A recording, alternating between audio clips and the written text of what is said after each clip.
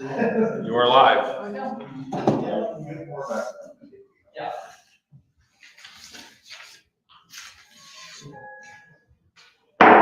Call to order the Berlin Township regular trustee meeting for June 8th, 2026. Please join me in the Pledge of Allegiance. Pledge allegiance to the flag of the United States of America and to the republic for which it stands, one nation, under God, indivisible, with liberty and justice for all. Thank you. Please call roll. Trustee Rail? Here. Trustee Bullard? Here. Trustee Sutton? Here. Thank you. That brings us to the next item of our agenda, which is the public comment. Anyone who wishes to provide public comment should go to the lectern and provide their name, address, and every public comment will have up to 4 minutes to provide for comment. So please feel free to do so at this time.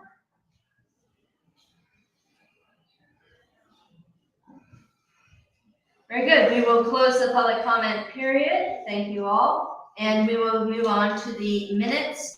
Move to approve the regular meeting minutes for 5/11 and the special meeting minutes for 5/28 and dispense with the reading. Second.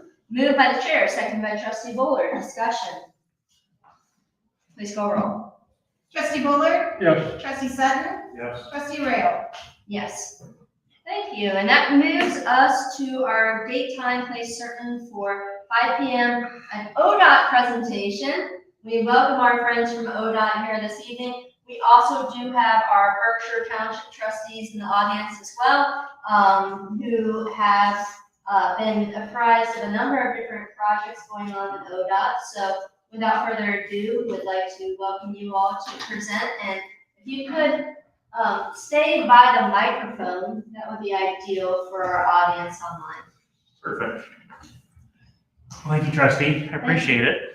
My name is Tony Turowski. I'm the District 6 Deputy Director for ODOT, so I lead 7 Central Ohio counties, and I appreciate Berlin Township trustees hosting us. Good to see the Berkshire Township trustees as well.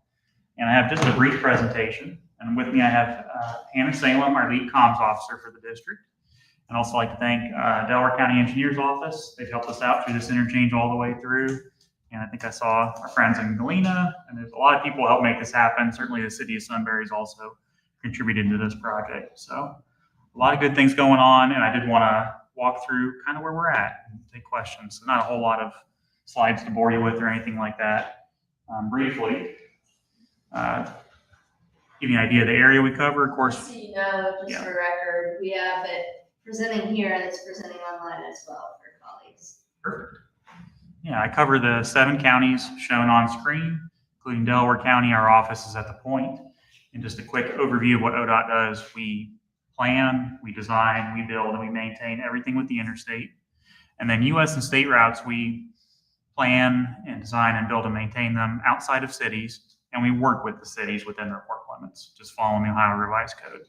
So obviously our kind of main services are construction inspection, snow and ice, mowing, all that good stuff. So give you an idea of our scope of work. We do work with local partners to access federal dollars. So that's another big part of what we do. So not huge on screen here, but it's a little bit of a phasing map, and we'll have a larger view. I don't know if you're able to maybe see if you can make that bigger for the folks in the room. But what we're doing, this is the overall improvement. This is perfect. Thank you very much. We are building a larger scale project. What we have actually in construction now is in the light blue. It's a smaller phase and appropriately titled Phase A. And what it's going to do is build a bridge over I-71. You see it take shape in front of you over the last year and a half, and it will build a connection to Wilson Road behind the outlet mall. Future phases will work to the west. 3Bs and K is kind of the next bite, and then over through Africa Road and connect to existing 3637 in the northwest corner of the screen. Longer term, we will also work into the city of Sunbury farther east. One phase will take you to Galena Road, South Galena, it would be on that side, and then eventually connecting over in front of Ostemo or Showa. I grew up around the area, so I heard habits to break as far as the name there. The dates on there are estimated. Think of those as when the project plans will be ready. All this is dependent on funding. Just to kind of give you an idea, ODOT funds projects, we plan them, we refine our cost estimates, we purchase right away, and then we apply for construction dollars. So even if we say there's no construction dollars allocated, it doesn't mean there's an issue. It just means we want to develop the project a little bit further before we get that commitment. A little bit closer view of what's being built. And really what it does, it builds a very similar interchange to what you see down at Polaris and Gemini. Obviously a lot of traffic growth, a lot of development pressure in Delaware County. About 10 years ago when they built Tanger Outlet Mall, the mall and their developer built quite a bit of an extension of the off-ramp. It's bought us some time. They also put some money towards these projects overall, long-term, to build this big fix. And why we settle on this is basically any additional widening on the existing 36, 37 was going to have extensive business and property impacts. So we decided to work and say, let's separate this, make the new Sunbury Parkway, the roadway to the south, a little more, not a full limited access roadway, but one with more controlled intersections and less kind of strip mall development all along the frontage of it. So kind of the first bite of this is building phase A. Again, it builds a bridge. We'll have some good photos of that here in a second. And it builds an extension of Wilson Road to connect to that. So eventually folks will be able to exit from 71 northbound.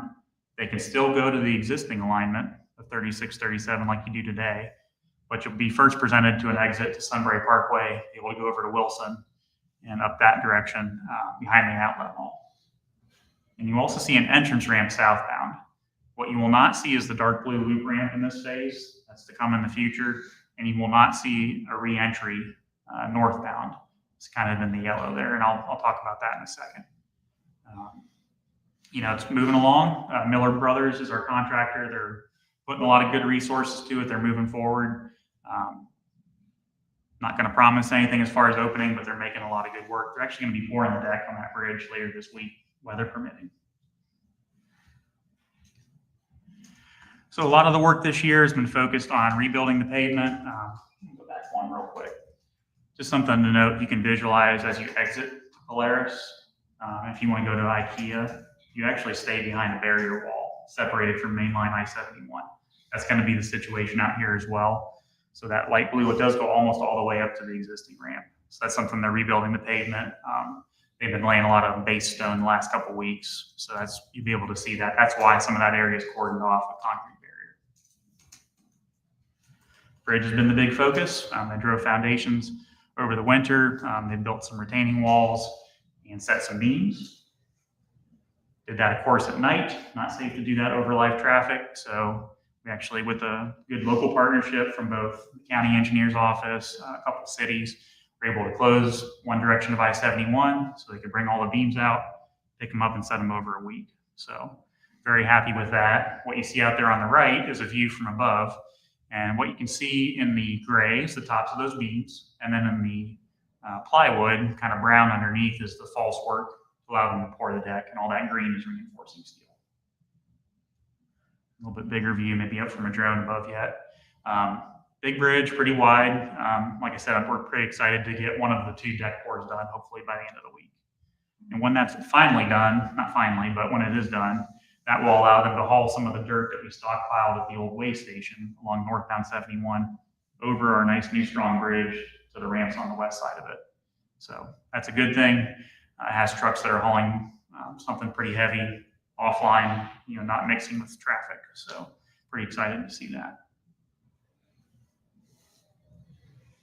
So pause there. Any questions from really anyone in the room on that work? Again, it'll finish up in 2027. The contractor's working pretty hard to deliver it, but. Do you have more to present? I have the future phases to share. Do you just want to go through the phases? Sure. And then we'll open up for questions. Sure.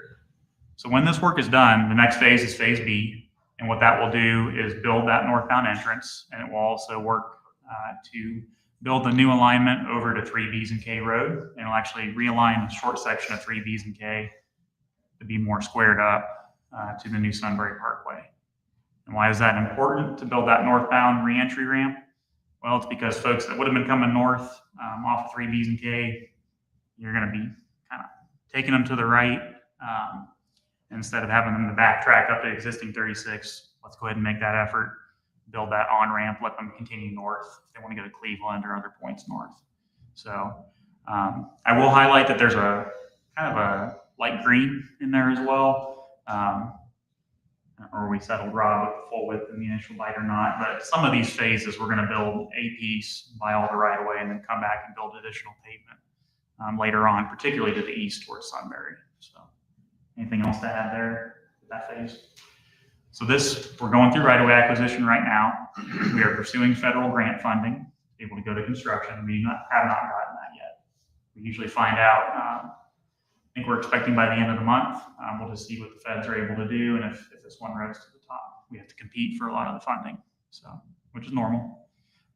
So we'll go through that, and then roughly 2 years after this one goes to construction, we will then go to phase C, kind of call it the dark red there. That will go over and connect through a realigned Africa Road and then to existing 3637. There will be a signal at that intersection for safe ingress and egress. So again, we're trying to take a bite and build a project every 2 years roughly. And longer term, I think I clipped it out, but then we'll continue to the east. We'll probably start on development of those concurrently with this. I think Sunbury has some amount of funding dedicated from federal sources, and then various private sector partners as part of their development. They put money on deposit with either us or the county towards some of these phases. So that allows us to defray the cost to the public. Kind of an overall phase as well.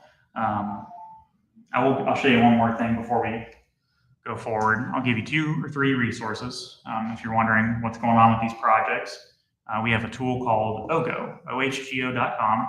You can click on your phone right now, and you can even grab the camera from this interchange, and you can bring up our traffic cameras. We have pretty dense coverage in Central Ohio. It's not a live video feed, which you probably wouldn't want on your phone anyway, but kind of an every couple second snapshot. Gives you an idea what the conditions are out there. You can also map any major traffic impacts. On the right-hand side, it just shows you a view of that map. We're working on US 42 in the western part of the county. It gives you an idea there's a southbound closure on 42 right now. So this kind of map can allow you to see what's going on and what's planned in the future. And if you just want us to come to you instead of opening up a website, what you can do is use that QR code or go to our website, search ODOT traffic advisories, enroll in Delaware County. And then every Thursday, Hannah will say, hey, this ramp is going to be closed overnight for resurfacing or to set beams, whatever it is. She'll send out an email blast to anyone who's subscribed. And actually, it takes you to a web page. That way, if something changes, hey, we have some storm come through on Friday afternoon, we're going to cancel the work on a weekend. She's able to update the website and it's still current. So I think it's a really good tool. I'm really doing a lot of effort to go out to locals and businesses and different folks to try to get this information out there. I think last year we enrolled all the schools in our district, just so those folks had a good idea what's coming up. So that'll be in the slideshow that'll be available, but I'll bring up the phasing map for any questions. Thank you. Do board members have any questions at this time? Very good presentation, thank you. Trustee Bowler, do you have any questions? The southbound off of Sunbury Parkway, the blue loop, when did that happen? So I think it is described as phase F. Your eyes are much closer than mine, probably better than mine. I don't think we've actually even fully decided. Maybe what we're going to do is watch traffic volumes. And one of the things I'll maybe note, so we'll build that bridge and you'll have a left turn to go south onto 71. It'll work really well when there's no road west of it because there'll be nobody competing for that left turn. Once that road is built, we're going to monitor, how does it operate? And then once it starts to get more taxing on the signal, it's going to make sense to build that loop ramp. And that way traffic won't have to turn left across folks coming from the west. So I'd say it's somewhat flexible when we pull the trigger on that one. Did you go to where you showcase the light blue and the exit from, yes. Go forward a little bit, actually. Phase B, maybe a little bit more forward. There was the outlet here in the yellow. the exit comes to Sherman Road, which right now is a through road, and it's a very narrow road. It's hardly able to handle the kind of traffic that would outlet to this. So there's been talks about either closing down the road of Sherman and making it a one-stop access from Africa only, or from potentially having the exit come to, a little bit further south of Sherman Road, so that onlets onto 3Bs and K. It's 3Bs and K, not 3Bs and a K. Yeah. And then the traffic can continue down, because this is as 3Bs and Ks is indicative of, it's a central delineator between township roads. So you have Berlin here, and you have Berkshire right there. Oh, I just messed up. All right. Sorry about that. No problem. And then, of course, the 3Bs are Berlin, Berkshire, and then Brown up above, and then Kingston. That's the road, what the road divides. So that's why it's called 3Bs and K. It's not 3Bs in the Kingston Township. Could you guys comment on why you have this shuffling out right at Sherman Road? Did you envision Sherman Road being a connector over to Africa? And if so, there would be a need to have subsequent investment in that. I'm not familiar with the details of that right here, but I would say we're probably trying to avoid impacting that intersection if we didn't cause an issue to it. Try to tie in as quickly as we can wherever we can, just to limit cost overall.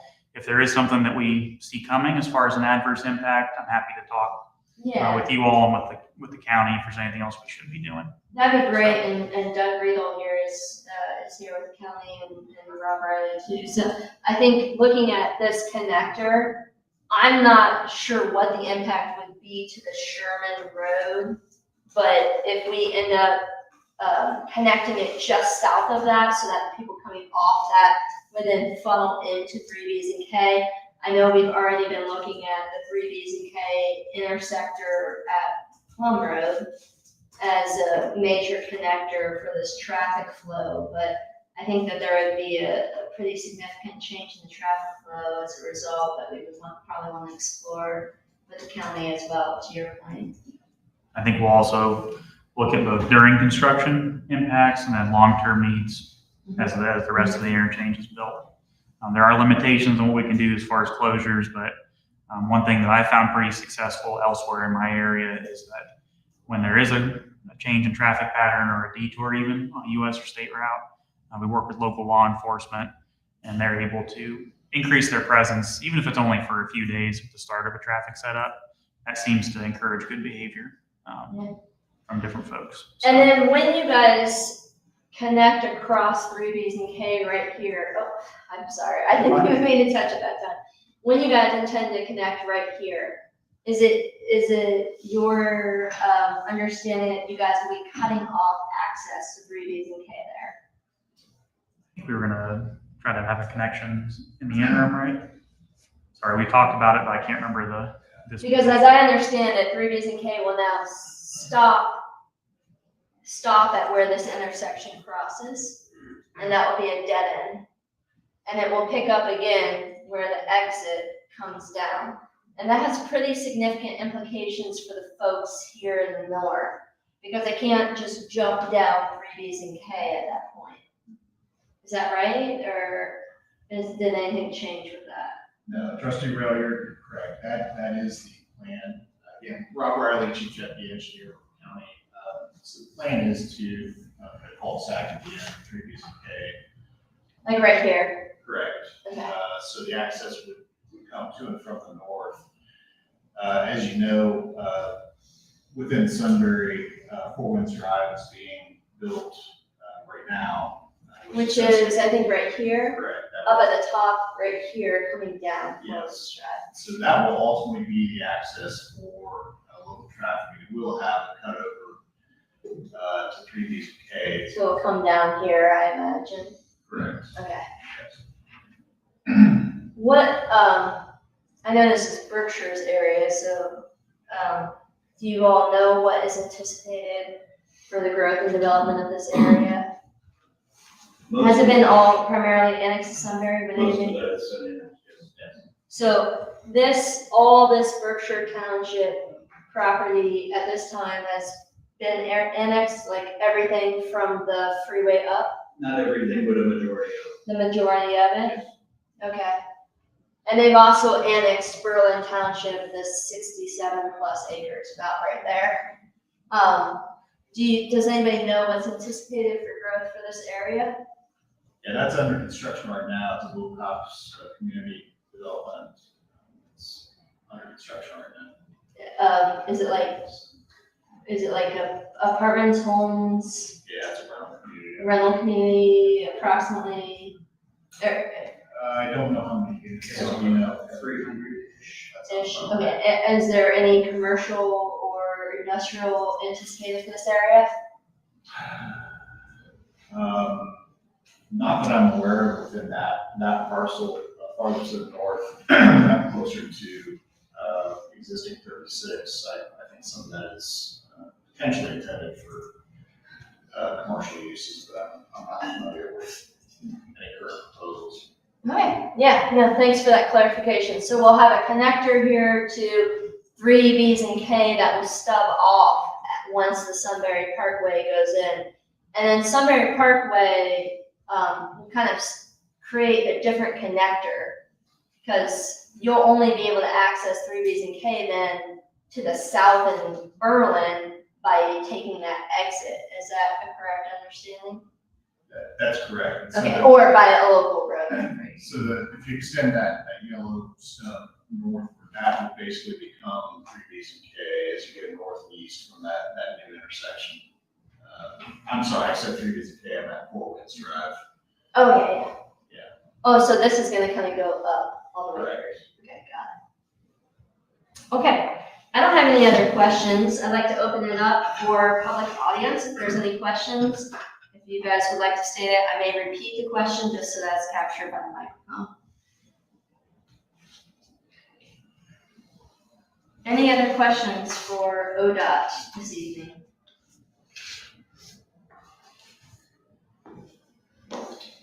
Bring up that QR code one last time. Just a couple quick hitters to make you aware of other projects in the area. So the Point, we have Central Avenue back open in front of my office. Never say that I don't take my own medicine as far as road closures. And this was not the railroad's fault in this case.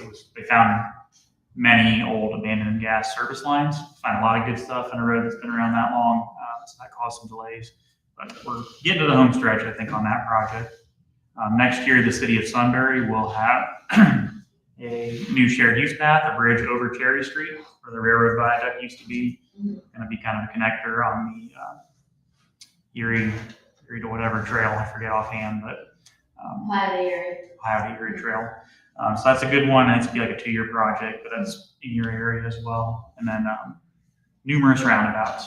So many of them with my partner in crime here, trying to get some safety dollars, but they work. People go home safe. Got some members from fire department here. One of my good friends growing up volunteered at Port Kingston. We built one at 61 and 656 in Wilson Road a couple years ago. So I don't cut people out of cars there. You know, it works. It really reduces the serious injuries and fatalities.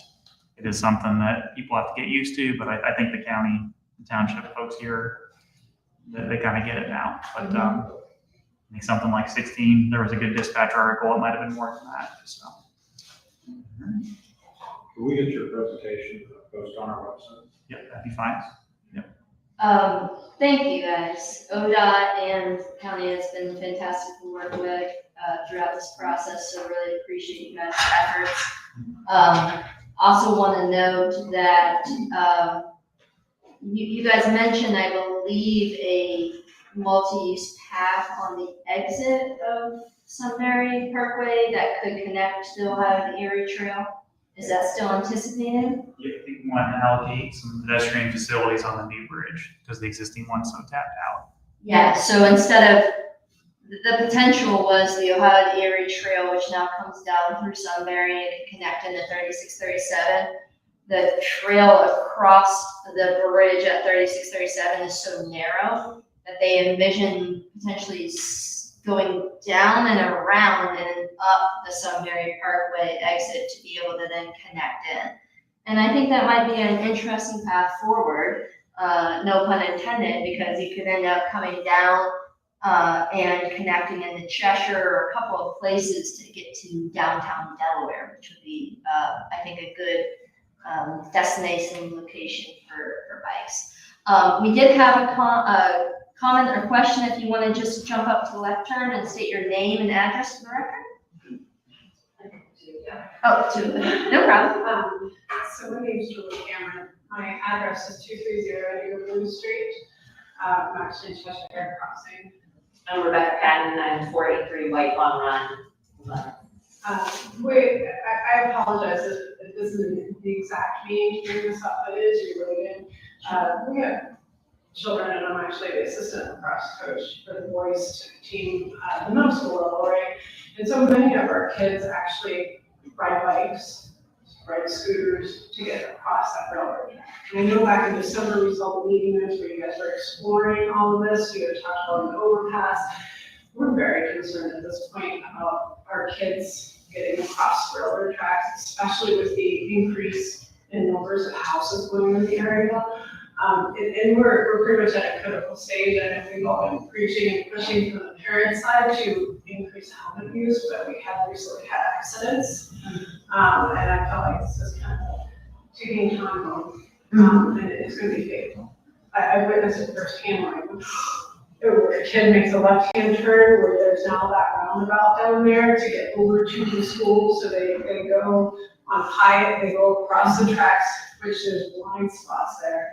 They go across the tracks on these bikes and scooters. They make a quick left. They'll be going on the right-hand side this way. They make a quick left in front of traffic, straight into that neighborhood that's over there, so they can come in on the backside of the middle school, elementary school, and eventually high school.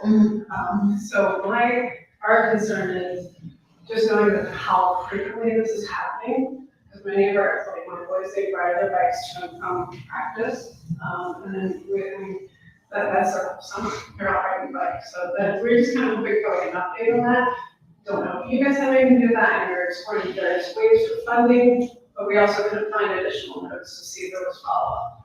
Thank you, I appreciate that. Did you have anything else to add? No, that was really all. You said it very well. Okay, thank you guys, I appreciate your comment. Director, did you have anything to add on your end from a ODOT perspective? Yeah, I'll work with the county on those concerns, but I'll note we have two pots of money that are relevant. One is safe routes to school, and it's for, I think it's definitely elementary, and I can't remember if it's middle school or not. I'll look back. But it's for that biking and walking to school, making those connections and facilities for pedestrians. And then we'd have safety dollars that are more generic and really just, if there's a crash pattern, we can usually fund a good improvement and can be more proactive with the bike and pedestrian movements as opposed to having to wait for the worst. So. Well, so I'll address that in a minute. Did the county want to provide any additional information? Yes, so the county is actually developing 3 different railroad grade separation projects. I think you're talking about Cheshire Road. That is one of the 3 currently trying to get the approvals from the railroads to move ahead with that project. What I can tell you is it takes quite a bit of time to get through the design and the needed approvals. Railroads are a private property. We don't have the right as a public agency to simply say, hey, we're going to move ahead with this project. We need to get the railroads to sign off on these projects. So Orange Road, the Home Road Extension, and Cheshire Road, those are all currently being developed. Our hope, our expectation is that all 3 of those will be under construction between 2027 and 2032. It's really a matter of how quickly we can get the railroad approvals to move ahead with those. The total of those 3 is about $80 million. It's a big effort that the county's making. ODOT has helped us significantly, particularly with the Orange Road project. ODOT has nearly $30 million total. Funds flowing through ODOT towards that project of the 8 million. But again, we're working as quick as we can. I will tell you, the Cheshire Road, actually all 3 of those projects will have bike ped facilities along bridges. One area is actually underpass, so the pass will be under the railroad, excuse me. But we're well aware of that. We know a lot of houses have gone up within the last 10 years, near Cheshire Road in particular. And so that is a priority project.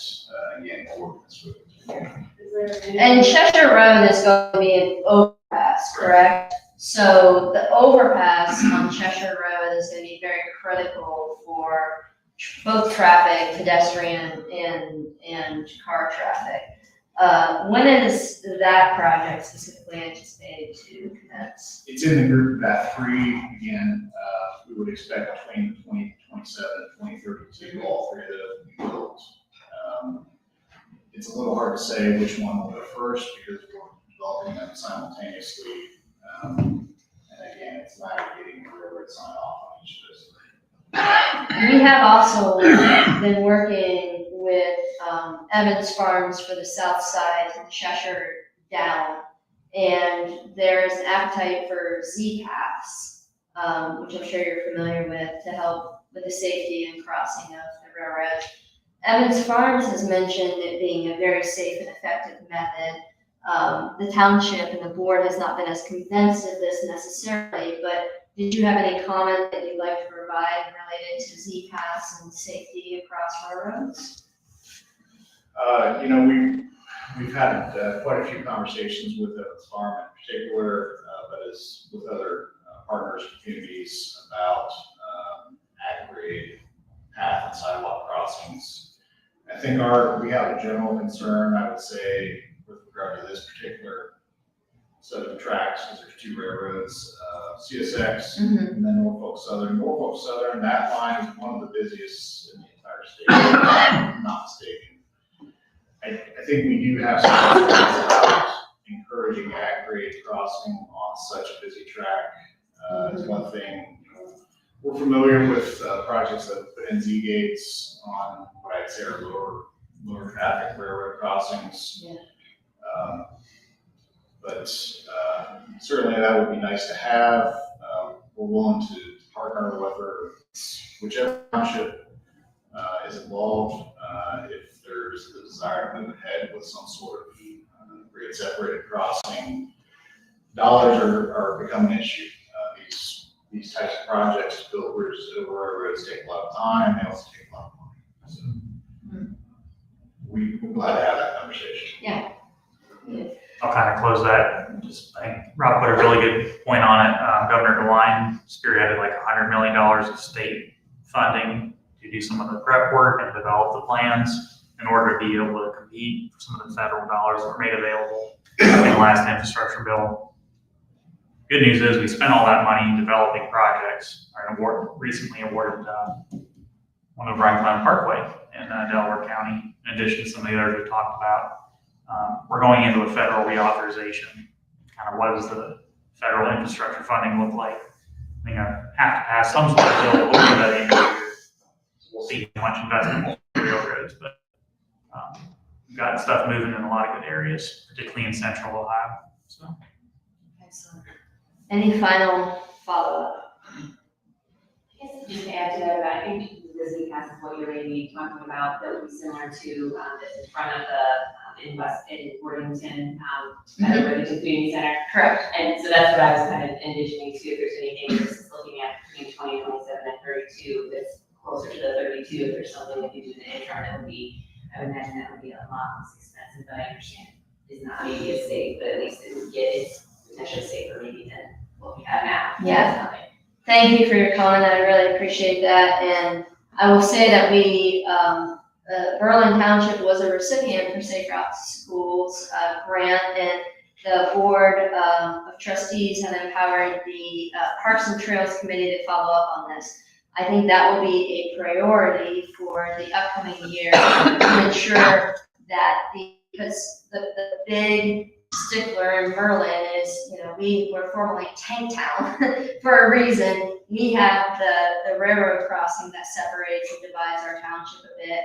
And then we have a plan for annexation on the west side of that track. So what are we gonna do to partner with our city folks who are planning to annex that area? And then what are we gonna do on the east side to provide that safe passage? It gets pretty complex pretty quick. But I think I appreciate you guys bringing this up, and I think it's not only lacrosse, it's also been cross-country folks that have provided testimony about having to, for example, jump into a swale to avoid an oncoming car while they're running for their high school team. So we need to address systemically the safety issues by building sidewalks, multi-use paths, and thankfully ODOT, the county, Morksey, others around here have been invested in providing safe routes to school specifically. As we continue to build out Olentangy, we'll also be leaning on them to provide access and perhaps additional funding to support those efforts. Any last minute comments from ODOT or county on this? We thank you so much for your time. I appreciate you providing this update. It's very exciting. It will help alleviate much of the traffic up in this area, so it's a very promising project. For the county folks, did you guys have any additional updates on various activities across our county coming up in the upcoming weeks? Well, I can speak to that briefly, Trustee. As you know, we have some orange barrels out there currently. We're working at, right now, Pilot Road and Beachport Road. That will be a single lane roundabout. As Director Trustee spoke, we're big fans of roundabouts. All in on roundabouts. In particular, the single lane variety, because our experience and the experience of many other agencies is they're extremely safe. They reduce the number of conflict points versus traditional intersection. And so we have a very aggressive plan to build more roundabouts, many of those in this area. So Beachport and Pilot will be done in about 2 months. Our goal is to have that done before school starts in August. We have some work planned for Old State, South Old State. This summer, we'll be working on a new access at Sunglow Drive to the new EPCON communities at Evans Farm. That will include a turn lane and a traffic signal. Next year, we will have a project to add a signal and turn lanes at Hollenbeck. That's currently a big choke point for traffic. Huge. Four-way stop, backs up. I'm familiar with that, drive that way quite often. So some relief ahead there. But again, we're still about a year away from being able to start construction. But lots more to come in the area. I wasn't really prepared to talk about all of our projects, but we have quite a few in the area. Chances are, if you're seeing a traffic bottleneck, we'll probably have a project plan there. It's just a matter of getting all the necessary planning and design and purchasing to get it right away. Absolutely, and if I may, and board members, please feel free to contribute as well. As you're planning these different areas, I think this walkability is increasingly becoming an issue. So even with Hollenbeck and Hyatt creating stubs to create walkable connections in the future, it doesn't exist right now. It would be a little stub to nowhere, but in the future, to have sidewalks and walkability and safety for our kids would be really important. And also with the railroads, we did receive notice from the county this week that the railroads will be getting upgraded, which is a good thing, but the details are rather sparse. And so it could be that every 2 to 3 days you may see a closure at various railroad connectors, and every intersection of Berlin except for Peachblow was impacted. So there might be an occasion in which 2 to 3 of those connectors from Berlin to the city of Delaware are closed. I know the county has no say in this, so I'm not placing any blame or anything. I'm just saying to our colleagues online and our fellows here that there might be some disruption in the traffic. Peachblow will be open, however, it will be closed for the roundabout upcoming, to be, so 36, 37 is an underpass. And where else is an underpass that they could utilize? Unfortunately, that's the only one right now. In Berlin, You would have to and then you go down all to the way down Forest to, Parkway, okay, Powell Road. Porter's Berlin. We're doing what we can to. And I know you guys have done a great job coordinating with the powers of the railroad, so. I appreciate you mentioning that, Trustee Grail. You know, we find out much like the rest of you do when the railroads decide to do the railroad crossing repairs. That's not something the county does, ODOT does not do that either. Again, railroads are a private entity. They are responsible to make sure the crossings are in passable condition. Frankly, we're glad when they do make the repairs, because generally at that point they're needed. They don't always do work in the order we would have, but I think in general, they like to get in and get out as quickly as possible. They do go from crossing to crossing. Sometimes they do multiple at the same time. I think we just try to get through it as best we can. We get frustrated too, Yeah. but Yeah. it'll worth it when it's done. It will. And if you can put a good word in for Berlin Township and get some Z gates, I think that'll be effective. Anything from the board related to anything for the county or ODOT at this time? Just want to thank everybody for showing up, and the more we can get this information out to everybody, the better off we are. Thank you. Thank you all. Appreciate it. Okay, so we have the date, time certain for the ODOT presentation. We do have another date, time certain, and that is with our lawyers who we're paying to be here this evening. So I will move to recess to executive session pursuant to ORC 121.22G1, compensation of a public employee or official under the investigation of charges and complaints against a public employee, official, licensee, or regulated individual, as well as ORC 121.22G4, preparing for conducting or reviewing negotiations or bargaining sessions with public employees concerning their compensation or other terms and conditions of their employment. I would like to start this session with the accompanying elected officials, the Board of Trustees, the fiscal officer, and Dave Riepenhoff, and then call in other members as needed therein. That's my motion. Thank you. Moved by the board chair, seconded by Trustee Bullard. Discussion. Please call roll. Trustee Sutton? Yes. Trustee Rail? Yes. Trustee Bullard? Yes.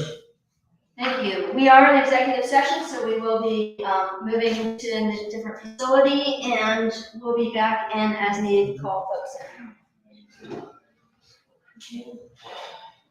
Sounds like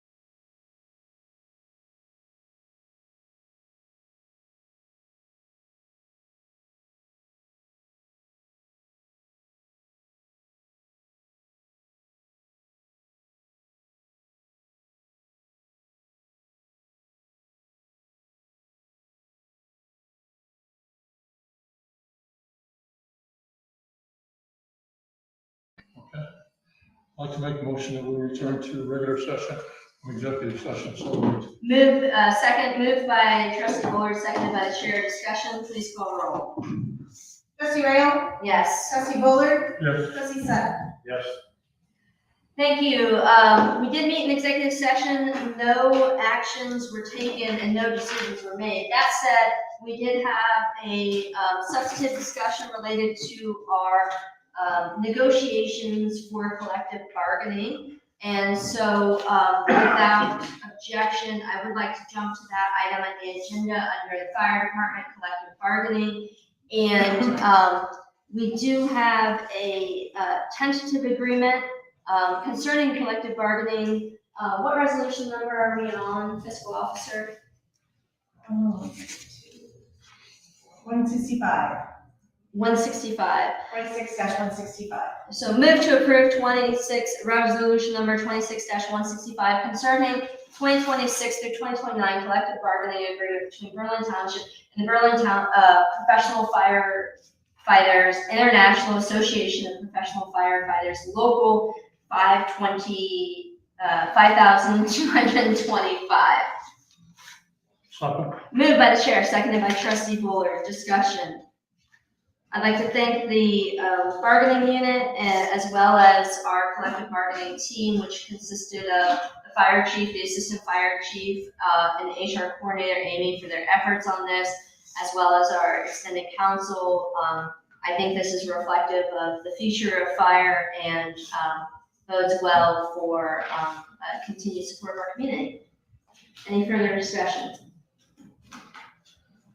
Please go roll. Trustee Bullard, Yes. trustee Sutton, Yes. trustee Rail. Yes.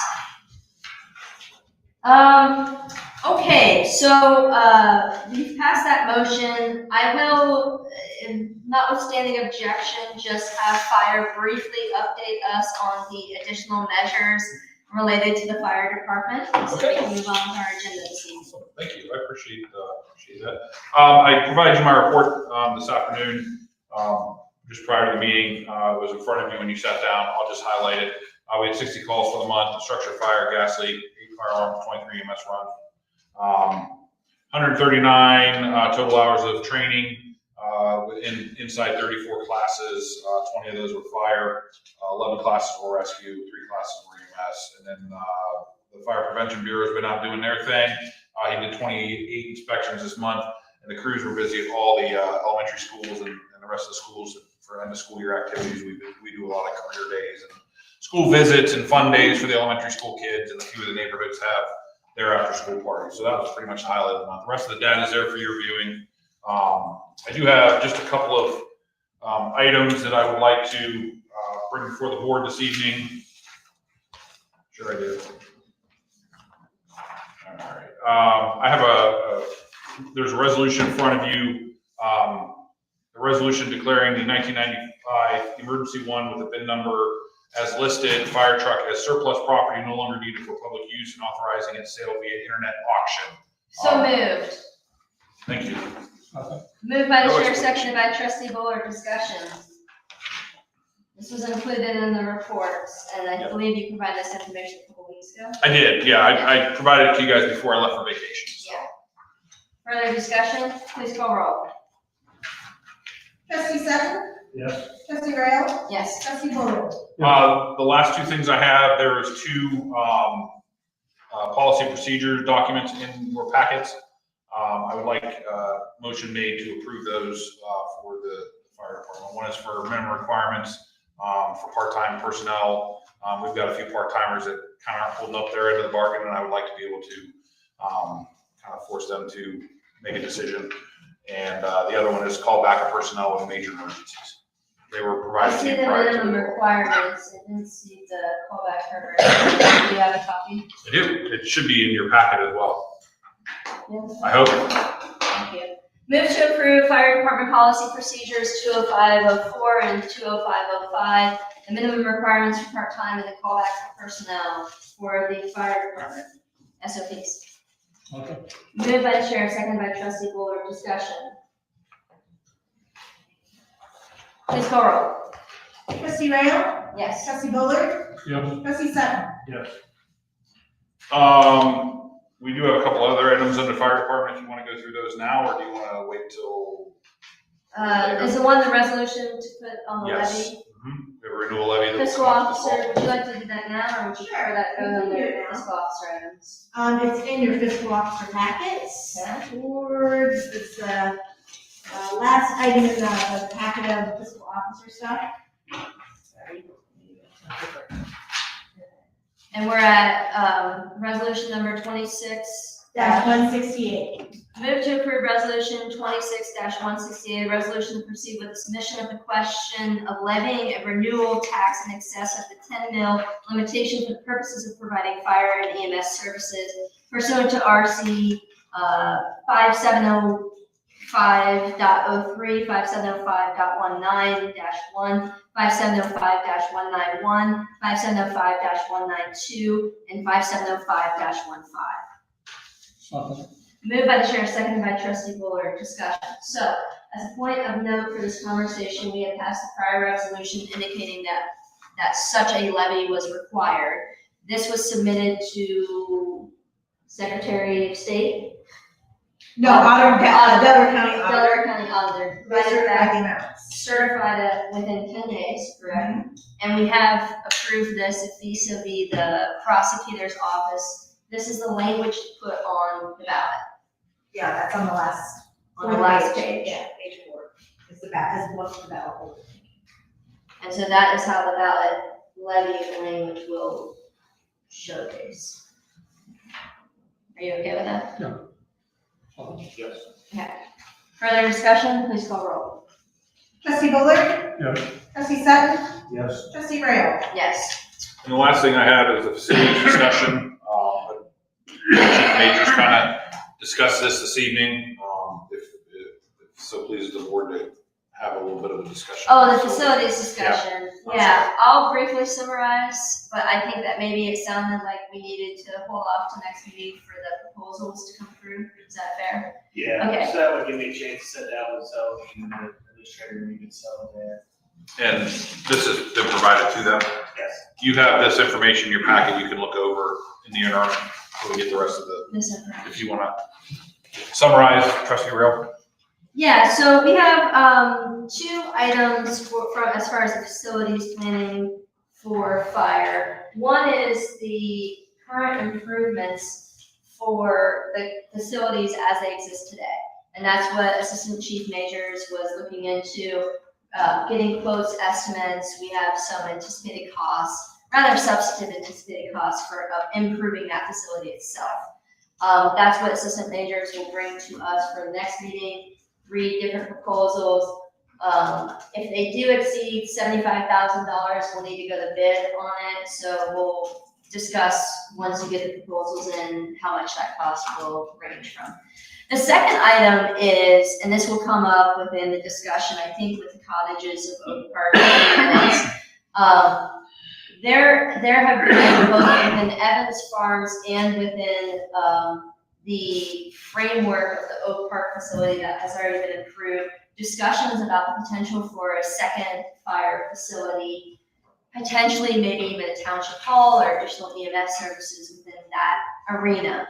We've been working with the builders in that scope because that is the most significant portion and densest population growing in our township is the south, specifically the southwest quadrant. That said, I've been talking with the chief and the fiscal officer about this. We want to conduct a study, probably to confirm what we all already know about the density and the growth and development that's coming from the south up. But we will want to talk further with the development of that area and establish potentially a couple of different locations that could service a fire station. Evans Farms has also put forward the potential of a use of a TIF to develop parks, maybe a township hall facility, and all those things I think are questions that our board is going to need to dive deeper into in the next couple of months to answer. Is this fair on both counts, Chief and Assistant Chief? Yeah, if there's any questions, just give me a call. We'll do after. Yeah, please do, feel free to. Or stop down. It's kind of a two-pronged attack at this thing, is looking at, what are our future needs and what are our current needs, so, Mhm. that's kind of where we're at with it. The vast majority of the zoning has already been decided in Berlin.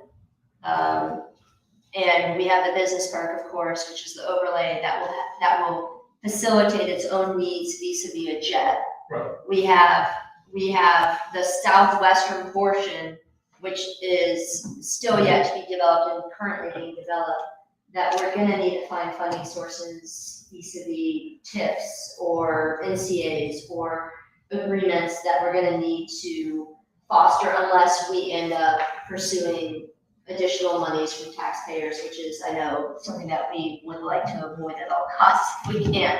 So, do you guys have any questions about the facilities, both the internal one from the current fire station and or the potential build out of a second location? No comment? No comment? No comment? Okay. Anything else? That's all I have for tonight. Thank you very much. Appreciate your time, Fire, as Appreciate always. you guys as well. Thank you.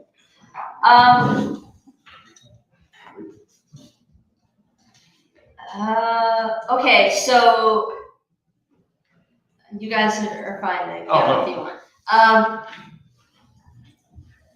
I'd like to go to, in the interest of time, the zoning department.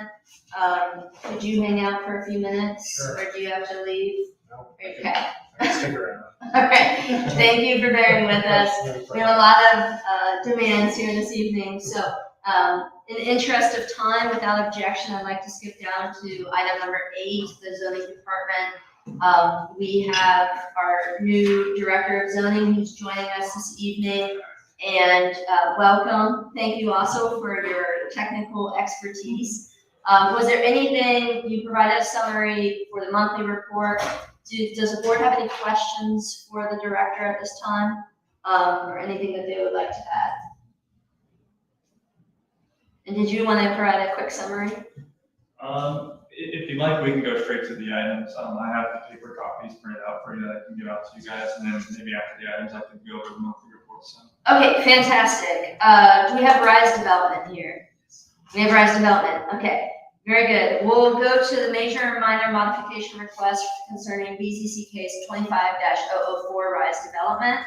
And if there's anything that you'd like to hand out, feel free to. Otherwise, Rise, we have been provided your information electronically in advance, and the board has reviewed this information. Could you provide just a 2-minute brief summary, and we'll consider the parameters related to the major minor modification and make a decision on that. So the modification that is being requested is in terms of taking one of our front buildings just parallel to the parking lot and breaking that into 2 separate buildings, mostly for consideration of fire code and some architectural details. So that was a major impact there. Everything else largely is stayed as planned and as approved previously. Very good brief summary. Gentlemen, you have had this information for you. Were there any questions for follow-up? It looked like the nature of this was due to the water flow, or something like that. It was fire code. Fire code, okay. So, and is there some kind of flow between the 2 buildings that's being put in? We reduced and took out a unit that created a separation Uh-huh. between the 2 units. There is some rerouting of some of the utilities now between the As buildings. a result. Previously, we had to run all the way around the long building, and so there's one new storm structure there to help with drainage, and some sidewalk, I believe, and that's it. Okay, any questions for this applicant? No questions? This is my first time to see this, but just a quick question. It says here removing an office space to separate building 15 into building 15 and building 31. Removed section will include a sidewall and a new storm sewer catch basin. Are you replacing that, or are you putting that somewhere else? Sorry, can you clarify? Replacing? Are you getting rid of a office space? Yes, so we're reducing the leasable square footage by, it's probably about 1,500 square feet. So that flex unit, which just includes a office with connected warehouse and bathroom, is just being removed from the development plan. And will it be, is something else taking its place or what? No, it's just green space, to separate those two buildings. So you're just gonna have you got a building there now in the plan, that goes away and it becomes what, grass? It becomes two buildings, so it's a long linear building parallel with the parking lot in front of our site. Now that long building will have separation, it's split into two separate distinct buildings that equally parallel with the front parking lot. Is the overall square footage of your facility becoming smaller? Yes, by about 130. So in other words, they're not moving what they're removing. They're not moving it someplace else. They're just removing it and making it two buildings. Yeah. So what we've got is a smaller development on the same acreage. That's correct.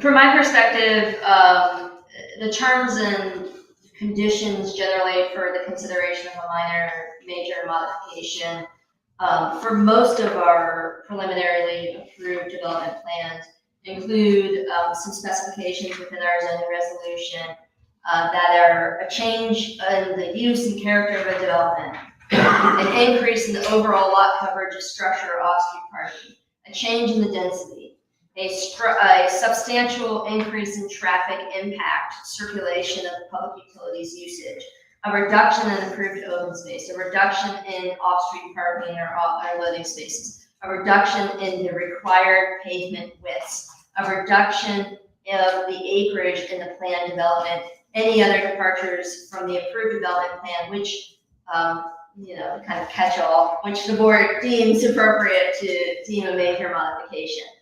In my view, this request meets none of those conditions for constituting a major. I'm not sure what you all think about it, but that's my opinion. If you just want to take a building on that, I have no problem. That's another way of phrasing it. What do you think, Trustee Sutton? Ron put it very well, I agree. With them by removing some building space, increasing green space, I'm fine with it. A little bit of walkability too. Absolutely. Okay, anything else that you'd like to contribute? Move to approve the modification for BZC case, my agenda. 25-004 RISE amendment summary and deem it as a minor modification. Moved by the chair, seconded by Trustee Bullard. Discussion. Thanks for the material you aggregated, and thanks to you, Director Collins, for your work on this. I think the board was well informed in advance to even make an informed decision on this matter.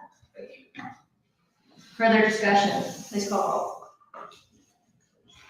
Trustee Rail? Yes. Trustee Bullard? Yes. Trustee Sutton? Yes.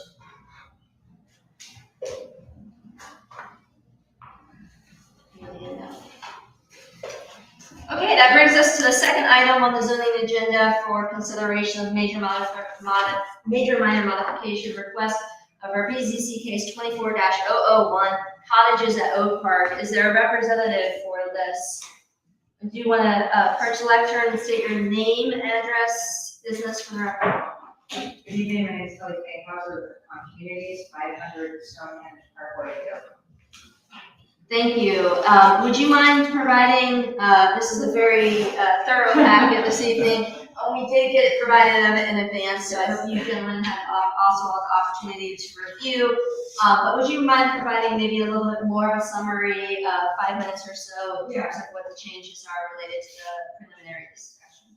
Thank you very much. Thank you all for your consideration this evening. This is our first proposal in the township, and we're really appreciative for the opportunity to be here with you guys tonight. For more than, just a little background as to who we are, a little bit of what we do, I think it's important for context. For more than 40 years, FCON has designed both homes and communities in central Ohio, specifically for baby boomers, empty nesters, and active adults.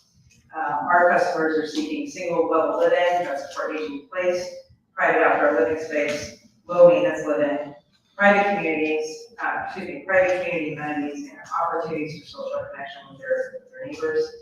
Our buyers are often looking to right-size their homes to fit their current stage of life, when a larger home and garden no longer more desired. Many also want to remain in the township or the city they have long haul home, close to their family, friends, and their community connections. The preliminary development plan was approved before a specific builder had been selected. After FCON became involved, we refined portions of the plan to better accommodate the homes and community design our buyers consistently seek, while also minimizing impacts to existing wetlands. Importantly, the proposed modifications do not change the overall residential character of the development. They do not increase the density or reduce the overall amount of open space. Rather, the modifications refine the layout and amenities to better align with the needs and expectations of our customers. One specific modification includes allowing 8 home sites to accommodate a 1-car garage floor plan if selected by a buyer. Through decades of experience serving this demographic, we have learned that many buyers simply do not need a 2-car garage. In fact, nearly 1/3 of our homes are occupied by a single resident, many of whom are widows or widowers. Providing a limited number of small, more efficient home options allows us to better serve these buyers while maintaining the same quality construction, architectural character, and private courtyard lifestyle that define that community. This change creates additional housing choice without changing the overall character of the neighborhood. Regarding the amenity modifications,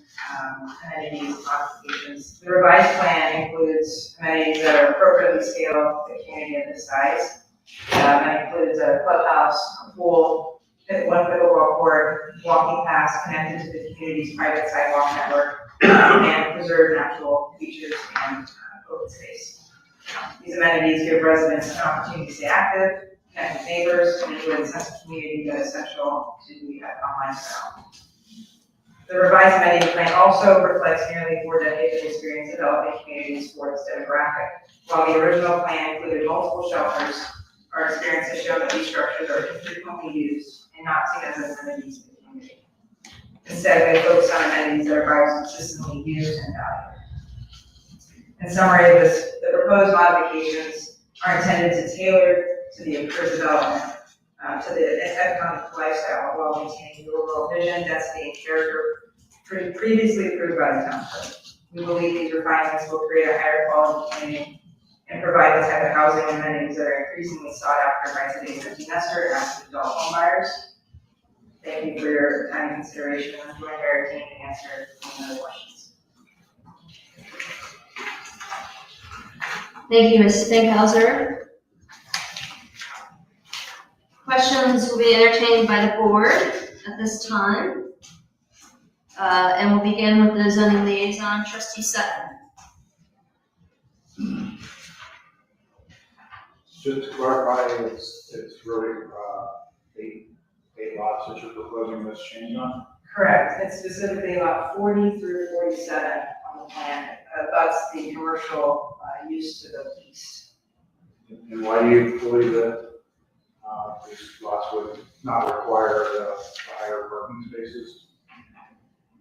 Given that it'd be a 1-car garage, that 1/3 of our buyers are, we have 1 resident in 1/3 of our homes, and then mostly widows and widowers. We've been told that it's not, they love the option, they don't need a 2-car garage. Given that there's 1 person living in the home, 2 parking spots, seeing that, but off-street parking. Thank you.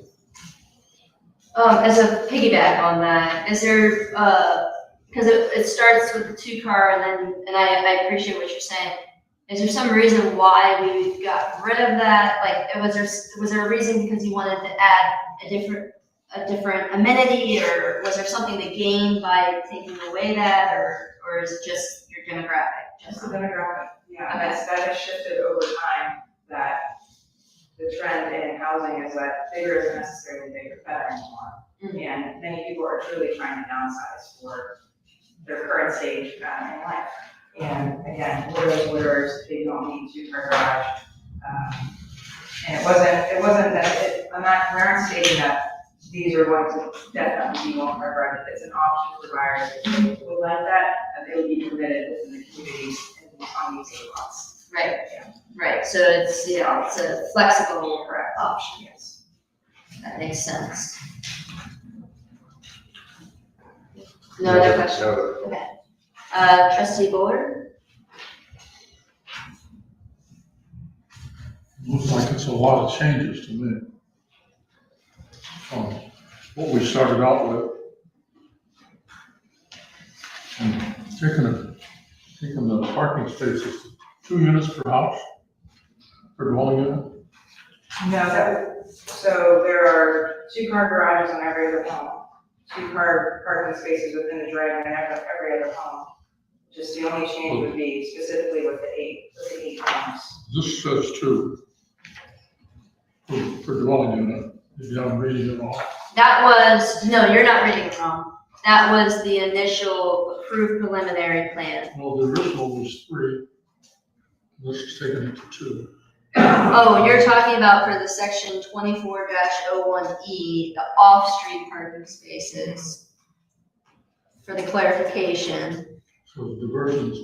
but it's one garage One- and one driveway. So before it was a garage with 2 cars, and they're saying for 8 of those units, they want to go to 1 car garage and 1 driveway, and 1 driveway. From 3 to 2, From 3 to 2, right? Yeah. for 8 of them. I understand, and that's Yeah. just, that's pretty small. Yeah.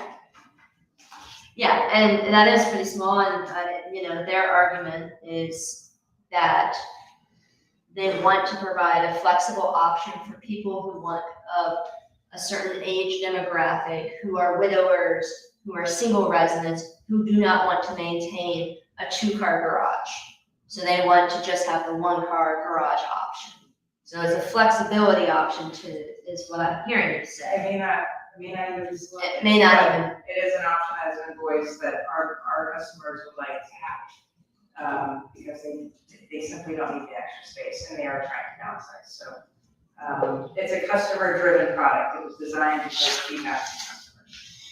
What I found interesting about that was, you didn't change the number of units. No.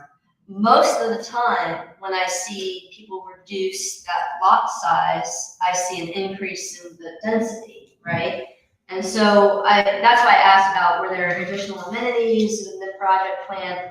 I did see that there was actually a slight increase in the open space, but it also looked like you may have recalculated the net developable acreage too, or I no? have to ask my landscape architect or land planner. Did I see that right? It looked like there was a slight recalculation of net developable acreage within that the green space increased from, maybe it's 45 to 46%. It's minimal, but That might have just come from, final engineering changes. got It would have been minor, but since we're going for final development for 2 of the other portions of this, it. Yeah, that engineering might have just changed things slightly.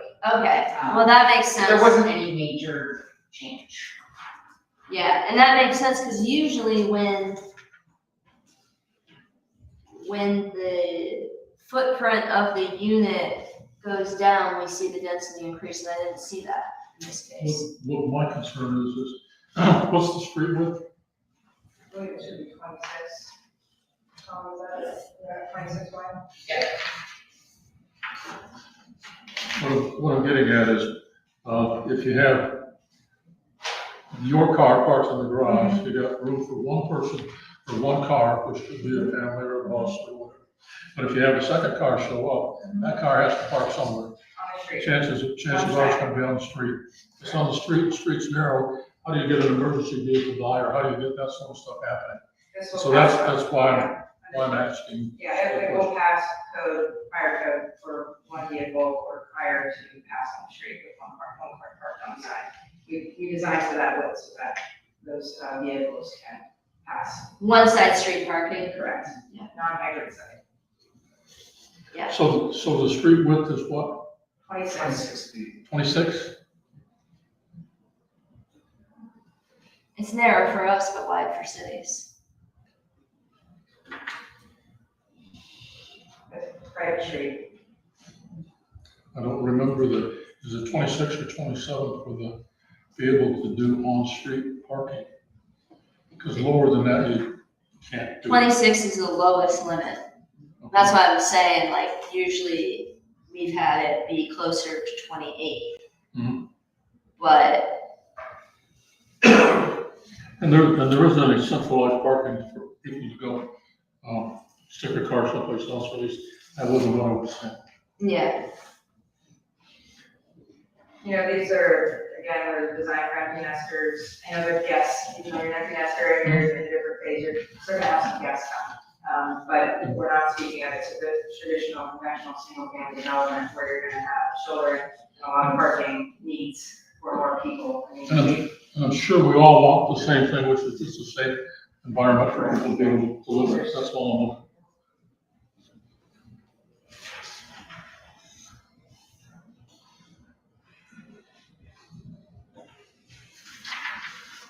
do you have other questions, or do you want me to ask mine? Okay, do you have other questions? You want me to ask mine? No, not at this point. Okay, so obviously,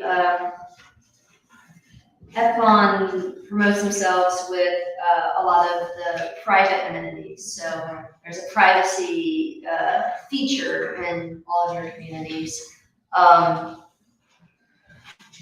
also have been impressed with some of the walkability, but it looked like some of our paths that were in our preliminary development were taken out in this change. Could you speak a little bit to why those paths were removed? Yeah, the first reason was we needed to accommodate our larger lot size. So we went from, I believe it was either a 50 or a 52 wide lot, and we needed to go to a 54 and 67 wide lot.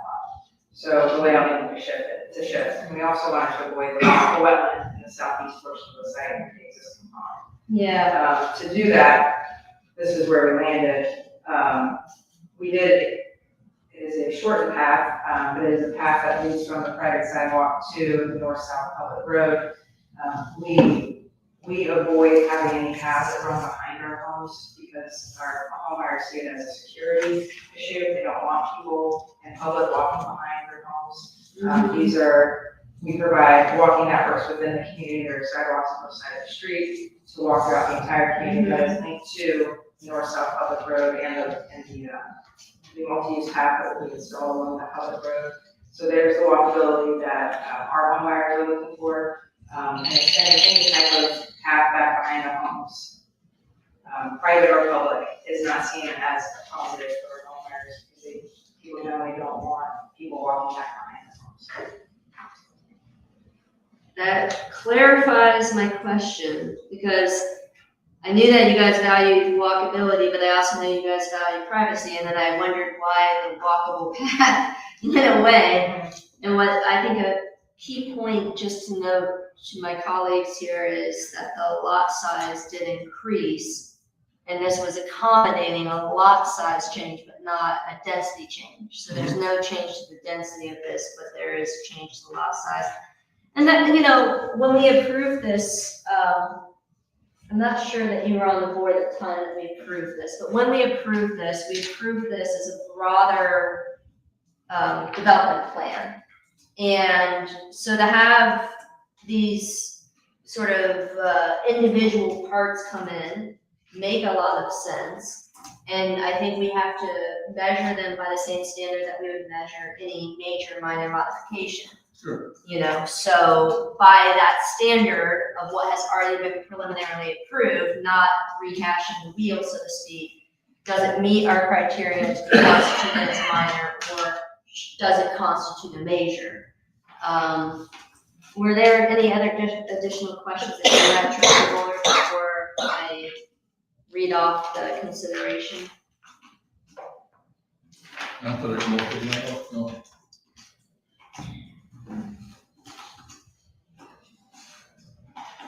take maybe 1 minute while I bring this up. Thank you. And was there anything else to add from the applicant?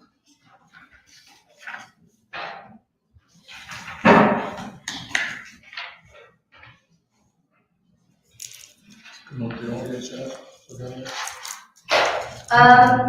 I'll open it up for audience or any additional comments on this. This is not without objection from the board, of course. This is not a standard procedure for a public hearing because it is not a public hearing. This is a major minor consideration, but I want to provide the public an opportunity to provide any additional comments if they would like to at this time. So that being said, if anybody does have anything additional to add, please feel free to do so.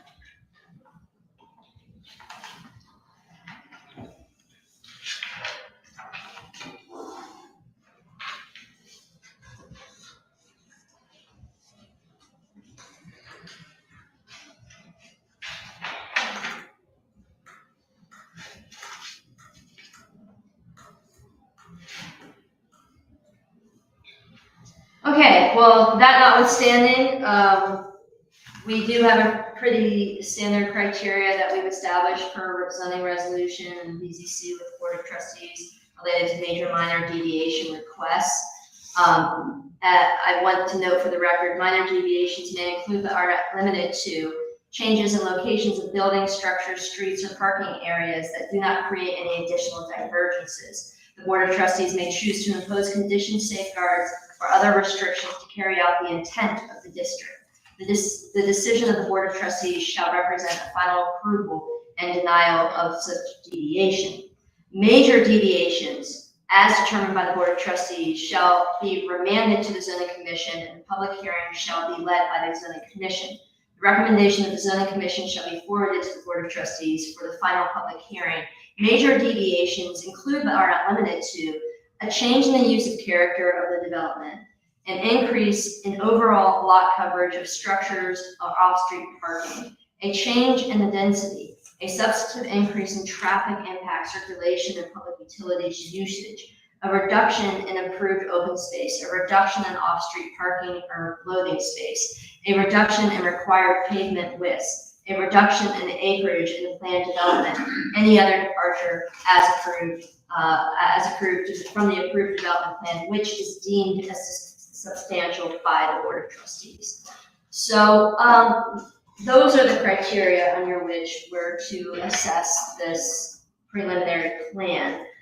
One of the things that stood out to me as I was reviewing these documents was when it said a minor deviation may include but are not limited to changes in the locations of buildings, structures, streets, or parking areas, which is a huge component of this deviation for 8 of the lots, not the majority of the lots. Since there's 217 units, you're talking about 8, and you're talking about a change to the parking area. The other thing that struck me initially, and I appreciated EPCON's further explication of this, was I'm big on multi-use paths and walkability. They have addressed the fact that they remain as walkable as the preliminary plan has provided while adjusting to the market, and that makes a lot of sense.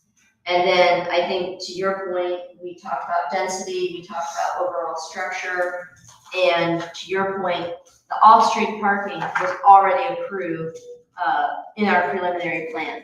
So to add that or to manage that as a change strikes me as minor.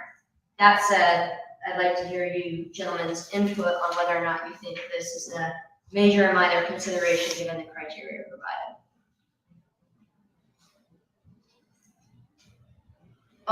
And the density remains, what, 217 to 217? No increase, no lot size slightly increased, open space slightly increased, so those do not, they changed, but they didn't change for reduction of.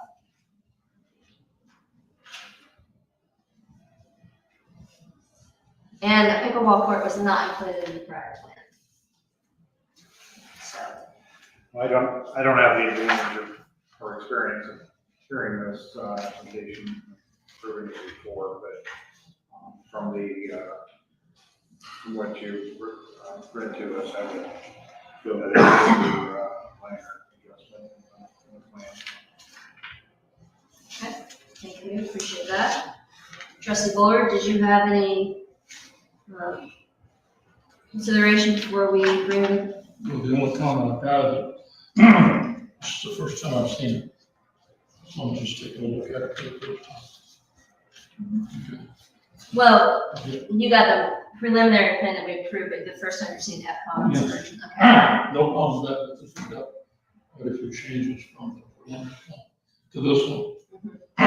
That's what I was trying to get a thorough understanding.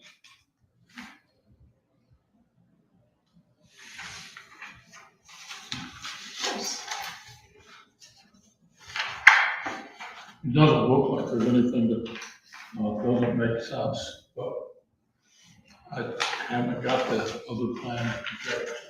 Well, I appreciated, I don't know if the director of FCOM provided this, but I appreciated what they provided from, and it should be in the packet. These sketches, the original preliminary open space versus the new open space. They have the preliminary layout versus the change. And that for me very much so clarified that distinction.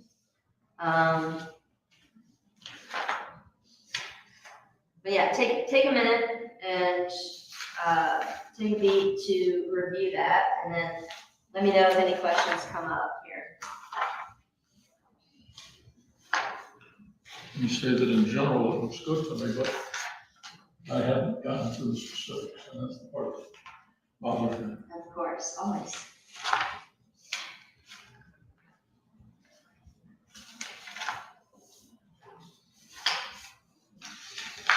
Well, Trustee Bullard is reviewing. If you guys don't mind, could I proceed with zoning and come back to this in just a few minutes? Okay, thank you. Let's go to zoning. Again, welcome, Director Collins. The permit, typically for our zoning meetings, we like to provide permit numbers for new homes, which I know you've provided that report. And in the summer, residents like to know how many pool permits have been approved. Do you happen to have that number readily available for us this evening? I don't have for the year total, but for the month of May, it looks like we have 2 pool permits that were issued. Okay, what about new home permits? New home permits for the month of May, we had 17 new homes, and that brings the total to 83 for the year. 83 for the year, so that's trending. Yeah, we've been hitting about between 150 and 200 a year for the last couple of years. We had a abnormal year 3 years ago. We hit 375. That was from a development called the Greenery off of Shanahan Road. Do you happen to know where a lot of the new home permits were coming from? I do not. Okay, that's fine. That's fine. You're not expecting to know, but yeah. So anywhere from around 20 or so is pretty standard. It seems like we're on pace pretty well. Did you have anything else to add, Trustee Sutton? I've been in several times to meet with Director Collins, and it's great to see how he's working with Philip. I think we have a great team back in the zoning department. So welcome to you. Thanks for being here tonight for your first meeting. And I think we're gonna have some great leadership there in the zoning department in the future. And I know the vestibule is under construction now, so I'm sure it's a little noisy for you now, but good luck with that project as well. And I've also been working on that. No problem. Thank you guys both. So we have an ARB resignation as the final item for our zoning department this evening. Trustee Sutton, did you have something to bring forward related to that? Yes, Kristen Yorko submitted an email resignation. It was actually first brought up a month or 2 ago, but she was not moving until this summer. So I asked her to stay on because we did have a application by Alcohol Knowledge, which is going to be heard at ARB. We learned that we need to have a licensed engineer on ARB, and she was the only one currently that has a current license. So she did stay on for basically for that meeting. But since that was withdrawn, I went back to her and asked if she was ready to submit a resignation, and she did. So. Okay. And what's the effective date? Immediately? Immediately, yes. Okay. Move to accept the resignation with regret of Kristen Yorko, effective immediately on 6/8/2026, and declare the position vacant and approve to post immediately. Second. Moved by the chair, seconded by Trustee Sutton. Kristen Yorko did a great job on the ARB as our engineer, and definitely will be a loss for us. The ARB only works specifically with the Berlin Business Park applications, so if it doesn't come through the Berlin Business Park process, which is an administrative process, the ARB currently is not involved in that. There's been discussions about the ARB potentially being involved with other administrative overlays in the future. That would be something that I would look to zoning and you guys' expertise as to whether or not we should have an ARB review things in advance of BZC, or have just BZC and BZA do that job. But that's something for consideration in the future, especially if we can't fill with an engineer that's necessary for ARB. Further discussion? Please call roll. Trustee Sutton? Yes. Trustee Rail? Yes. Trustee Bullard? Abstain. That's all for zoning, unless either of you had anything else for this evening. Amy, would you mind posting the position? We kind of looked over a job description. So we should be good with that. Okay. Great, let me know if you need anything. Okay, and so maybe we'll come back to the consideration of making minor modifications for cottages at Oak Park. Trustee Bullard, was there anything that you saw that stood out to you? No. Okay, then without further ado, move to approve BZC case 24-001, amendment number 1, and deem it as a minor modification.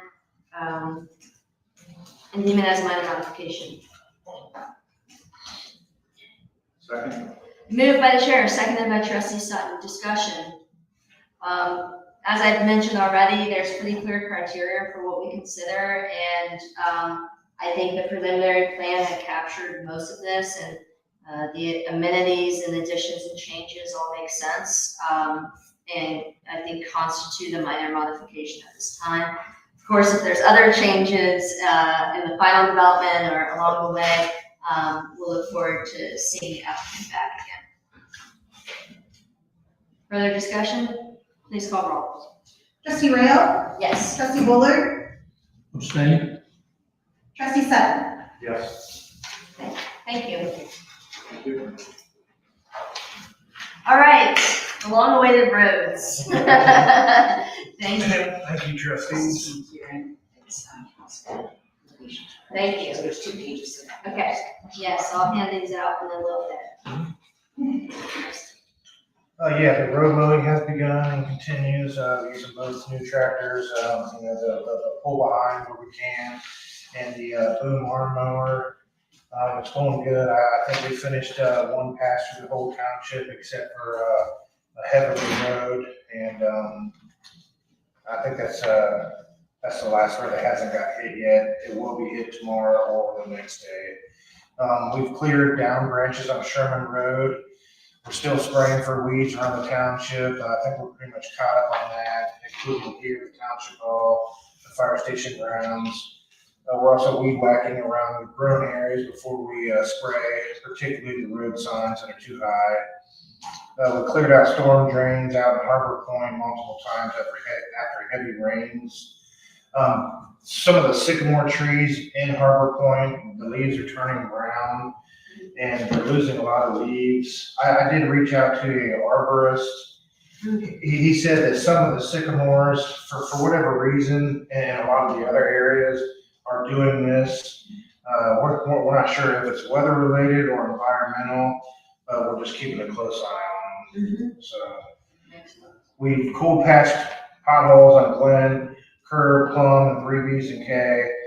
More to do. We'll probably get a big load and keep it down at the fire station in one of the bays down there. We clean that end bay, the smaller bay, in the salt bin, so we can keep the cold patch there, and instead of keep purchasing bags. We cleaned out some culvert outlet pipes during the heavy rains, debris, sticks, leaves. Also trimming trees all around down at the fire station here. The guys are now in Mariner's Watch. We should finish up that maybe tomorrow, and then after that, we're gonna go to Pine Meadows and just kind of work our way around. Cemetery update, we placed flags out at the cemeteries, about 10 days before Memorial Day. Still watering the trees at Evergreen, although we did get, quite a bit of rain Saturday. We dug and poured footers for headstones here at Cheshire. 7. We've had multiple funerals here at Cheshire and Evergreen. We have a funeral Wednesday at Evergreen. The monument company delivered and set 4 headstones here at Cheshire. Of course, we top dressed and seeded graves here at Cheshire. Also filled in low areas, low spots, and just areas around the graves that needed it. We've moved and positioned headstones at Evergreen, and we were able to finally make it out there Friday. Excuse me, and we was able to dig, add gravel, and set 12 headstones. So we got those knocked out. We applied grub control ourselves to some of these brown areas out here at Cheshire Cemetery. So we're kind of watching that and see what it's going to do. And then we will seed, kind of clean up those areas, reseed and straw them. Facilities update.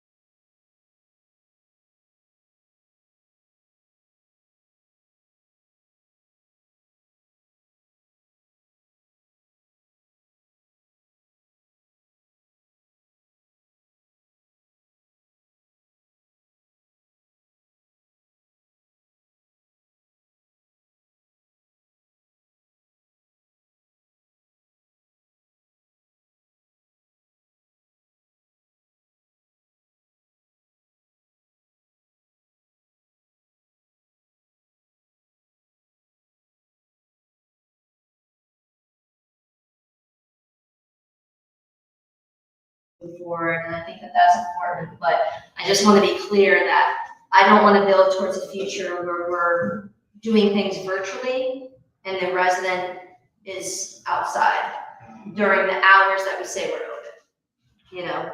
Does that make sense? It does, yeah. I mean, and this will include, I'm just thinking, this is the facilities manager in me. Yeah. I mean, this could be tied into to the front door too, which takes a keypad. If somebody walks up to the front door, you could see who's coming up to the front door. If somebody's trying to open the door, you could see, but I get your point. And I like that from a security perspective, to your point. I think that that's good, but I want to make certain that you guys get a chance to comment on what I just said as well. The hours that we agreed on is 10 to 12. And that's when we have to have available for people to come in. For someone to be able to make applications or turn anything in, and we need to do that every day. Monday. It's just not something that's optional. And as long as that vestibule lobby is secure, I mean, it's not, they don't have access to the office. Yeah. I don't have a problem sitting there, that's no problem. Yeah. That's fine, but as far as, I don't want them to just be able to come in and then have access to. And I agree with that. And we want it to be so that it's someone there to help. I agree with that. And I agree as well. Once the vestibule is completed, I don't think we need to ring the doorbell to gain access. If we put a camera there so that we can still monitor who is coming in, or for some reason somebody's standing out there, we have to, if it's a problem or not. But yeah, that door should be unlocked, and they should not have to be buzzed in once the vestibule is completed. Yeah. Well, and appreciate both of your points. And I think as a follow-up, we say in the organizational meeting that, like, for the referendum purposes, we must be open 10 to 12 every single day, Monday through Friday. But we also have posted hours right now of 9 to 4, and that's the expectation that we've set for the residents. So for everyone's benefit, if we want to change those hours of operation and say, look, we're actually going to only be open to the public 10 to 3 or whatever, that's fine. But I want to be consistent in what we say we're going to be open. That's the expectation that the resident comes in and they can get in. And if that's 10 to 12, that's fine. But we have to have that coverage managed, and I think that that's an important piece of what we do. But you're right, we have said without fail, it should be 10 a.m. to 12 p.m. that people have the ability to submit these kinds of things from a legal perspective. And if we don't have it open Monday through Friday, there's that legal interpretation that it's like 30 days to submit a referendum. Is it 30 days in total, or is it 30 business days? Is it 30 days that you are open? And so that's why we've always ended up saying Monday through Friday, 10 to 12. Anything to add to that? Okay. But yeah, no, I'm good with it from a security standpoint, as long as we're not going towards a, lockdown situation on a regular basis. If there's something that happens, of course, we need to respond. Sure, yeah, thanks for the info, trustees. Also, when we were talking about the vestibule, construction started last week. Currently, as of right now, today, they've done as much as they can do as far as the steel plates are mounted in the walls, the electrical is done, the framing is done, and part of the drywall is done. We're waiting on the electrical to get inspected. We had to pull a permit for the electrical. A permit has already been pulled for the structure. So the electrician did get a hold of the county. He submitted for the permit today because I talked to him this morning and got an update.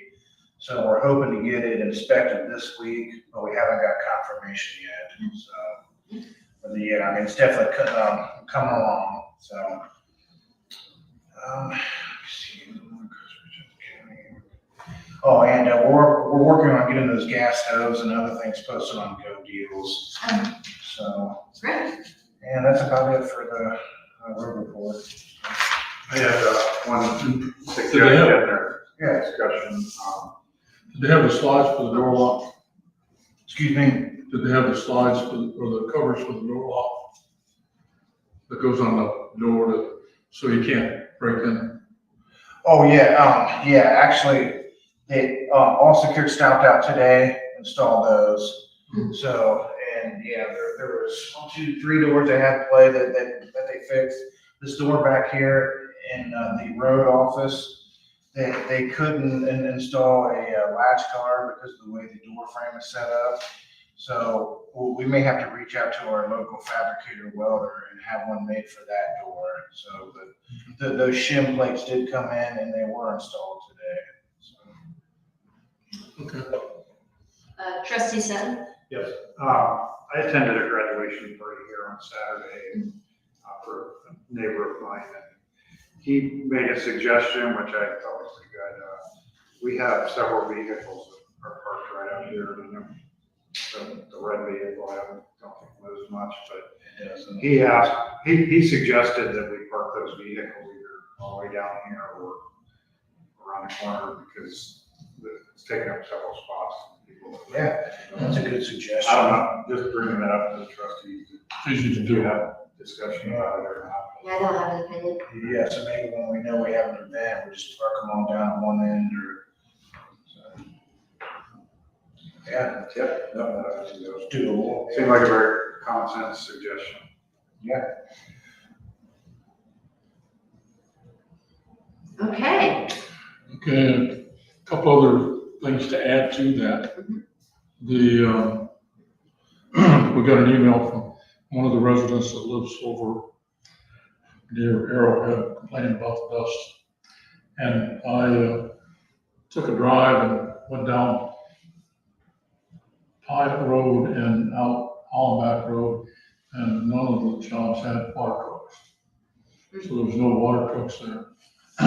Called Doug and had Doug to talk to the people that are supervising the guys there to get some water trucks to do some dust control, number one. Number two, I talked to Dan Griffin, and my one talk with Dan was to tell them that the contractors will be gone in a couple, 3 months. The residents will be either mad or upset or whatever. We're gonna be there for the next 20 years. So we need to. You will. We need to be able to work with everybody. And so he was off to get the contractors for the ones that are at Hollenbach Road. And there's 2 of them there, having water trucks and taking care of the dust control. The other one that's at Pyatt and Cheshire Road, I don't have the contact yet to get that done, but Doug was trying to work that through the county. Excellent. Because they can do that. Thank you for addressing that. And so that's. And I think that the resident heard back from the county, I want to say on that. Sure. But I think if we can address it too, Yeah, that would be what I'm great. trying to do is just, let's take care of it. Yeah. Because we all I need, agree. we all need to get together and I agree. we gotta live with it, you know. I agree. Yeah. And if you want to reply to that resident, please feel free to. Okay, and then the second one was Lost in the Woods, I'm becoming more and more adamant that we don't want to turn that back to anybody until we get everything figured out years from Okay. now. Okay. So, and working with the Lost in the Woods people, and we'll figure out a way to get it done. Trying to get a contract from the prosecutor, which is going slow.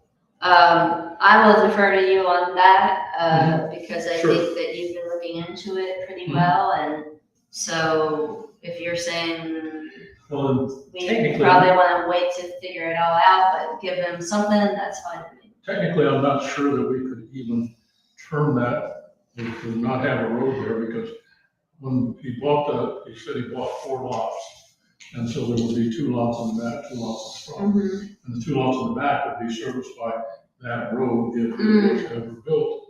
So there's 2 lots there that would be landlocked. Now, even though he bought one piece of property, which had included all 4 lots, it's not, to me, it's not clear. That's tricky. Yeah, that's the first thing. The second thing is getting anything from the Corps of Engineers is difficult. And so, I don't think we should give anything back to the Corps of Engineers. Agreed. Thank you. Okay, so that covers monthly report, Lost in the Woods, row request, right-of-way request. There was a cemetery software update. I think that Jackie was aggregating from a couple of different sources. That's still. She's working on it, that's all I know. All right, we'll keep that on the agenda for next time. Vestibule update we have, declaration of still wood. Willie, let's, what I'd like to do is to just declare it that it's obsolete and put it on gov deals. So it work anymore, does it? It does, yeah, it doesn't work. Doesn't work. Pardon? We have, I think, 2, and this one doesn't work. So that's 3 or 2? And we have 2 of them, we're getting rid of one, Yeah. this one. So you want to declare of no value, is what he said? Is that what you're saying? Okay.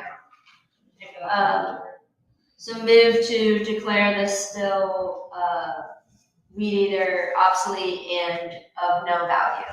Remove from inventory. Well, I would like to put them on gov deals, and then if we get something for them, great. If we don't, then we make them. You can declare them as no value, but let's put them on gov deals and see if we get something. Even though they don't work? There's don't work and there's don't work, you know, if somebody buys 2 of them, you may come out of work. Repeal Whatever. my prior motion, move to declare the still wood, weed eater obsolete and post to gov deals. And still remove from inventory. And still remove from inventory. Thank you for that friendly amendment. Moved by the chair, second by trustee Bullard. Further discussion. Please call roll. Trustee Bullard? Yes. Trustee Sutton? Yes. Trustee Riddle? Yes. Okay. And then the railroad crossing update, I think you all have seen the emails on that. Peace Flow is not one of the roads that's to be updated. And I don't know whether Peace Flow is a problem or not. I haven't driven it to see. Well, it is a problem, but like, they're not doing it because of the roundabout, but it's already closed there because of the roundabout, so might as well do. I understand. That's what they should do, because no one's gonna be able to make it past the roundabout. That was odd to me. I understand, but we're talking the railroad. And they are closing 2 to 3 at a time. Yes, that's what they said, 2 to 3 at a time, 2 to 3 days at a time, at their sole discretion. And so I did send a note to the county and I said, thanks for this information. I posted it to our website and on social media. And I heard back from the county. Thank you, this is the nicest note I will receive about the railroad crossings over the next 2 weeks. Old State is closed. Oh, it is? Southbound Old State? They changed that, because I talked to Doug today, Oh, okay. because I got no less than 10 calls from residents wanting to know what was going on, why, what are we gonna do, or so. And Doug said the county's gonna hold off on closing that for now. Until the railroad crossings are done? Probably, yeah, and then, they said because of Pyatt, and, the roundabout going in, so. Which, yeah, but they don't know when they're gonna close it down, but as of right now, they're holding off, so. Yeah, that is good. And the thing I noticed about the list was it was all county road crossings, didn't cover any of the city road crossings. The city's got some that are a mess too, but there wasn't any city road crossings on that list. I didn't I was notice gonna that. talk with, That's a good point. and I have a worksheet meeting Thursday, and I was gonna talk with Lee about that, normally seeing the worksheet. Did they posted a date for the closing of Glen Road? Have I'm they? What? Have they posted a date for the closing of Glen Road? Does anybody know? Do you know? I haven't heard. No, not that I've seen.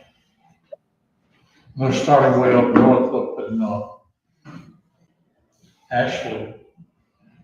A couple of crossings. not sure what happened there. Hold on. Oh, here we go. There we go. That's never happened before. Okay, so I got it. I'm not blaming you. I'm just noting an observation. Weird, my internet just went out too. Maybe Oh, something maybe that's- reset.